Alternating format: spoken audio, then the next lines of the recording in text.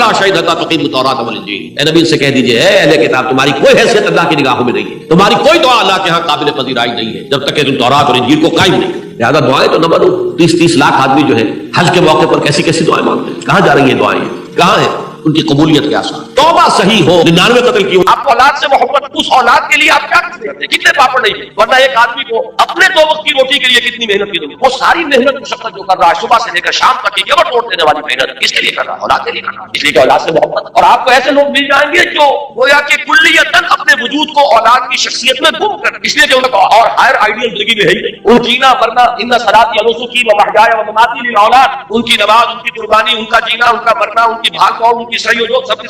تو جس سے تعلق خاطر ہوگا، جس سے محبت ہوگی، اسی کے لیے آپ قربانی کریں گے، اسی لیے آپ محنت کریں گے۔ اب ظاہر بات ہے کہ دین کے لیے قربانی، دین کے لیے ایثار، دین کے لیے دنیا کا نقصان برداشت کرنا تبھی ممکن ہوگا جبکہ اللہ سے محبت، اللہ سے آپ کا تعلق مضبوطی کے ساتھ آئے۔ یہ اللہ کے ساتھ تعلق کو مضبوطی سے قائم رکھنے کے لیے 2 چیزیں بتائی گئی، بلکہ پہلے ایک چیز سمجھ لیجیے، وہ ہے ذکر، اللہ کی یاد۔ یہ ذکر جو ہے یہ ہے کہ جو آپ کا تعلق اللہ سے بڑھتا ہے، اس سے اس کے ساتھ تعلق جو ہے وہ استوار ہوتا ہے، تازہ رہتا ہے۔ اگر کہیں اس کے اوپر گرد و غبار آ جائے دنیا کی مصروفیات اور مشغولیتوں کی وجہ سے، دنیا کے صدموں کی وجہ سے، دنیا کی مصیبتوں کی وجہ سے، تو جب اللہ کو آپ یاد کرتے ہیں تو وہ ایسے ہے جیسے کہ پھر آپ نے وہ گرد و غبار جھٹک دیا اور آپ کے دل کے اندر پھر اللہ کی محبت جو ہے وہ اثر نو جاگتی ہو گئی، وہ پھر اس کے اندر سے چمک اٹھی۔ یہ ذکر ہے اصل میں کہ جو بندہ مومن کا سب سے بڑا ہتھیار، اس کو سب سے زیادہ قوت عطا کرنے والی چیز اللہ کا ذکر۔ لیکن ذکر کے بارے میں چند چیزیں میں عرض کروں گا، اس سے پہلے یہ مضامین کبھی نہیں آئے ہیں ان محفلوں میں، نہ توجہ سے اس کو سنیے۔ ہمارے ہاں ذکر کے بارے میں بڑے مغالطے ہیں، اس لیے کہ سب سے پہلا مغالطہ تو یہ ہے کہ ذکر اور ذریعہ ذکر، ان دونوں چیزوں کو گڑبڑ کر دیا گیا۔ ذکر اور ہے، ذریعہ ذکر اور۔ ذکر کیا ہے؟ استحضار اللہ بالقلب، ذکر اصل میں ہے اللہ کو دل میں موجود رکھنا،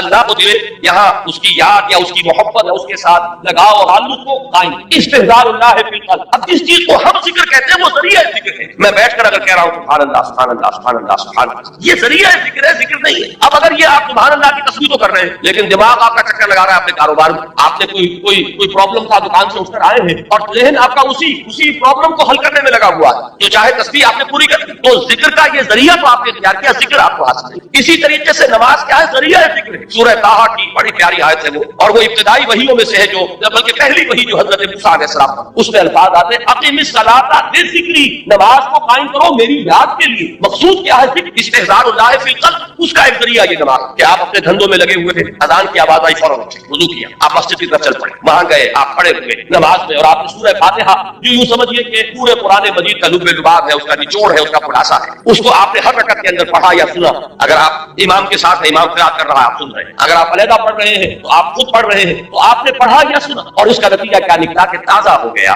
وہ آپ کا تعلق اللہ کے ساتھ۔ جو گرد و غبار آ گیا تھا، یہ 4 گھنٹے 6 گھنٹے آپ دکان پر بیٹھے رہے، صبح 8 بجے آ گئے، دن کے 1 بجے تک نہ معلوم کتنے گاہک آئے، کیا کیا گفتگویں ہوئی۔ اب یہ جو آپ کے شعور کے اوپر ایک گردہ پڑ اللہ کے ساتھ تعلق کے اندر کچھ کمزوری واقع ہوئی، اس کو تازہ کرنا۔ مجھے حفیظ جالندھری کا یہ شعر بہت پسند ہے، بڑا پیارا شعر، ایسا نقشہ کھینچا ہے کہ سرکشی نے دیے دھندلے نقوش بندگی، آؤ سجدے میں گرے لوح جبی تازہ کریں۔ یہ لوح جبی پر ہمارا لکھا ہوا ہے کہ ہم بندے ہیں اللہ کے، ہم آقا نہیں ہیں، ہم اپنے وجود کے مختار اور مالک نہیں ہے کہ جو چاہے کریں، ہم تو ہمارا آقا وہ ہے، اس کے بندے ہیں۔ لیکن ہوتا کیا ہے، میں تو یہاں کر رہا ہوں کہ خارجی اثرات جو ہیں، یا کاروبار میں لگے رہے، کسی اور دھندے میں لگے رہے، ڈاکٹر ہے مریضوں کو دیکھ رہا ہے، کوئی بچہ رہا ہے چلا رہا ہے، کوئی عورت جو ہے وہ اپنے بچے کو چپ کرا رہا ہے، یہ کلینک کے اندر ایک طوفان بچا ہوا ہے۔ یہ 5 گھنٹے جو اس کیفیت میں گزرے ہیں اور اس سے ذرا اس تعلق اللہ کے اندر کمی آئی، اب آؤ کہ اس کو تازہ کرنا۔ یہاں حفیظ نے بلکہ دوسری بات کی طرف مجھے دلائی، خود ہمارے اندر سے جو ابال اٹھتا رہتا ہے نفسانیت کا اور اپنے تکبر کا، اور شیطان جو پھونکے مارتا رہتا ہے ہمارے دل میں، اس سے بھی وہ بندگی کا نقش ہے وہ مدھم پڑ جاتا ہے۔ تو خارجی اثرات ہو یا داخلی اثرات ہو، ان سے اگر وہ عہد بندگی جو ہے جو ہماری پریشانی پر نقش تھا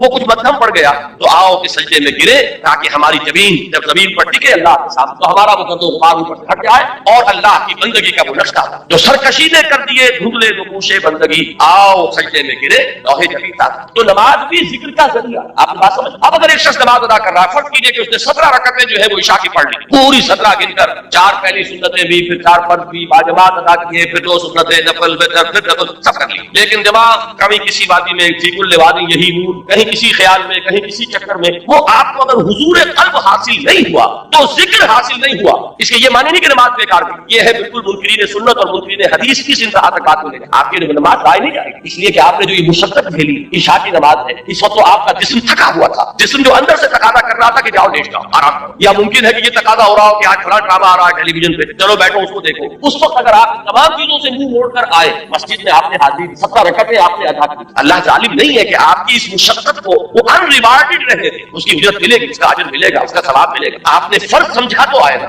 اللہ تعالیٰ کی طرف کے جناب میں آپ نے اپنے ایمان کا ایک ثبوت تو فراہم کیا کہ مجھے میں نے سمجھا ہے کہ یہ نماز فرض ہے، لہذا میں یہاں حاضر، اس لیے یہ نہ سمجھیے کہ یہ نماز ضائع جائے گی، ضائع نہیں جائے گی، فرض ادا ہو گیا، اس کا اجر و ثواب آپ کو ملے گا، لیکن یہ کہ جو اصل مقصد ہے وہ حاصل نہیں ہوگا، وہ ذکر جو اس کا اصل مقصد تھا وہ حاصل نہیں ہوگا اگر حضور قلب نہیں، اگر آپ نے یہ محسوس نہیں کیا جیسے کہ حضور نے فرمایا صلی اللہ علیہ وسلم کہ جب نماز میں سجدہ کے لیے جب پیشانی زمین پر ٹکاؤ تو یوں محسوس کرو کہ گویا کہ تم نے اپنے رب کے قدموں پہ سٹا، اب یہ کیفیت اگر کسی کو حاصل ہو رہی ہے جب وہ کھڑا ہو اللہ کے حضور میں تو ایسے کھڑا ہو کہ جیسے واقعتاً اللہ مجھے دیکھ رہا، کم سے کم اس درجے کا استحضار حاصل ہے کہ میں اللہ کے حضور میں اس وقت حاضر، جیسے حضور نے فرمایا اذا قمت للصلاۃ فصل صلاۃ الموتى، جب نماز پڑھنے کھڑے ہو تو یہ سمجھ کر پڑھو کہ شاید یہ زندگی کی آخری نماز ہو، پھر شاید نماز کی نوبت نہ، کیا پتا کس کے پاس گارنٹی کہ عشاء کی نماز پڑھ کر آپ نکلے یا فجر کی نماز پڑھ کر آپ مسجد سے نکلے اور کوئی تیز رفتار گاڑی آپ کو روڈ پر چلی جائے اور واپس جو ہے وہ آپ کی لاش پہنچے، آپ زندہ ثابت نہ پہنچے، تو ہر نماز سے پہلے اگر انسان یہ محسوس کرے جیسے کہ حضور نے فرمایا، اس قدر یہ پریکٹیکل ایک سائیکولوجیکل نفسیاتی جو ہے تعلیم ہے کہ جب بھی نماز پڑھنے کھڑے ہو تو یہ سمجھ کر پڑھو کہ شاید یہ زندگی کی آخری نماز ہے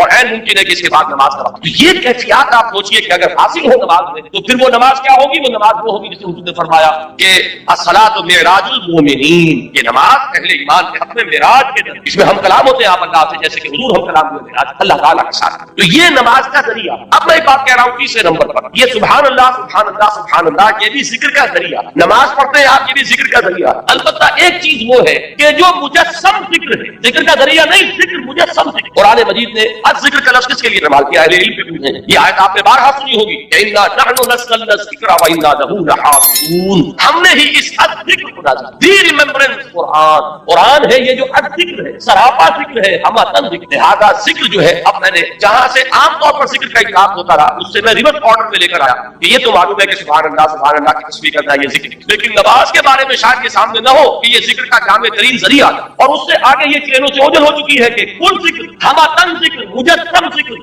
سرتاپا ذکر وہ قرآن مجید۔ اب اس آیت میں آپ دیکھیے وہ اس آرڈر میں بات آئی، اتل ما اوحی الیک من الکتاب، سب سے پہلے جو سب سے اہم حصہ ہے ذکر کا اس سے یہاں بات شروع کی گئی، قرآن کی تلاوت سے بڑا ذکر کوئی، قرآن کی تلاوت دعا کے بارے فرمایا گیا ہے، کیا دعا حق العبادہ، دعا هو العبادہ، دعا جو ہے وہ عبادت کا جوہر ہے، نچوڑ ہے، لیکن حضور نے فرمایا کہ جس شخص کو قرآن مجید کی تلاوت نے دعا سے روکے رکھا اس شخص کو اللہ تعالیٰ دعا کرنے والوں سے بہت زیادہ آتا، یعنی اسے دعا نہیں بلکہ وہ قرآن مجید ہی کی تلاوت میں لگا، دعا کی طرف توجہ نہیں ہوئی۔ اب جو مانگنے والے ہیں، دعا کرنے والے ہیں، جو کچھ اللہ تعالیٰ انہیں عطا فرمائے گا ان سے کہیں بڑھ کر انہیں دے گا کہ جو مشغول رہے تلاوت، جو سب سے بڑا ذکر قرآن ہے، جو مجسم ذکر ہے، جس کے لیے بطور علم یہ لفظ آیا ہے الذکر، یہ گویا کہ پراپر ناؤن ہے اس کے لیے، الذکر، انا نحن نزلنا الذکر وانا له لحافظون وانزلنا الیک الذکر لتبین للناس ما نزل الیہم، اے نبی یہ الذکر ہم نے آپ کی طرف سے نازل کیا کہ جو چیز ہم نے لوگوں کے لیے اتاری ہے اس کو آپ اوپر واضح کریں، اس کی تبیین فرما، اس کی توضیح فرما، اپنے قول سے اپنے عمل سے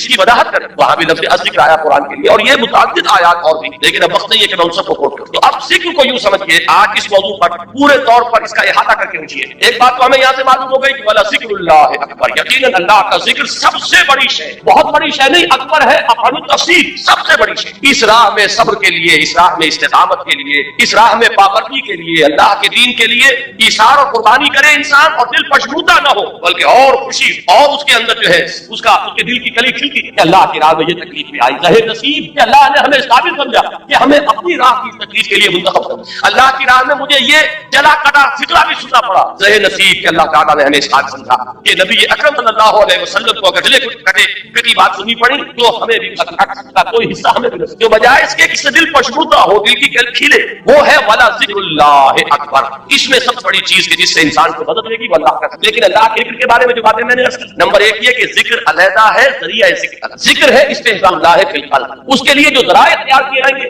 اب ان میں جب میں اوپر سے چلوں گا نزولی ترتیب، سب سے اوپر کیا ہے تلاوت قرآن، اتل ما اوحی الیک من الکتاب، اس لیے کہ قرآن اب ذکر ہے، لہذا اس کی تلاوت سب سے بڑا ذریعہ ہے ذکر، سب سے اہم، سب سے مقدم، سب سے پہلا ذریعہ ہے ذکر تلاوت قرآن، اتل ما اوحی الیک من الکتاب۔ نمبر 2 پر ہے نماز، نماز جو ہے اس کے بارے میں میں عرض کر دوں کہ یہ جامع ترین ذریعہ ہے ذکر، مقدم ترین وہ ہے قرآن کی تلاوت، اہم ترین ہے قرآن کی تلاوت، لیکن جامع ترین یہ ہے، وہ اس لیے کہہ رہا ہوں اس میں دیکھیے 4 چیزیں جمع کر دی گئی ہیں۔ نمبر 1، اس میں ذکر قولی بھی ہے، ذکر عملی بھی۔ آپ پڑھ بھی رہے ہیں سورہ فاتحہ، زبان سے بھی کہہ رہے ہیں سبحان ربی العظیم، زبان سے بھی کہہ رہے ہیں اللہ اکبر، اور رکوع میں بھی جا رہے ہیں اللہ اکبر کہہ کے جب آپ گئے رکوع میں تو آپ نے اپنے وجود سے بھی ذکر کیا، اپنے وجود سے بھی گویا کہ ظاہر کیا آپ اللہ کی بڑائی کے قائل ہیں کہ آپ اس کے سامنے رک گئے۔ پھر آپ جب سجدے میں گرے ہیں تو گویا کہ آپ نے اپنے پورے وجود سے ظاہر کیا کہ آپ کے ذہن میں، آپ کے قلب پر اللہ کی عظمت کا نقش اتنا گہرا ہے کہ آپ نے اپنی پیشانی، معلوم یہ ہوا کہ یہ ذکر قولی بھی ہے اور ذکر عملی بھی شامل۔ جیسے سائنس کی تعلیم ہوتی ہے، کلاس روم میں لیکچر ہوتے ہیں اور پھر جا کر لیبارٹری میں ایکسپیریمنٹیشن ہوتی ہے، یہ دونوں چیزیں جب جمع ہو جاتی ہے تب وہ بات راسخ ہو جاتی ہے۔ تو ذکر قولی اور ذکر عملی، اور نمبر 2 ذکر قولی پہ بھی اب یہ میں ایک اصطلاح خود ایجاد کر کے آپ کے سامنے رکھ رہا ہوں، ایک ہے ایکٹیو ذکر اور ایک ہے پیسیو ذکر۔ ایکٹیو ذکر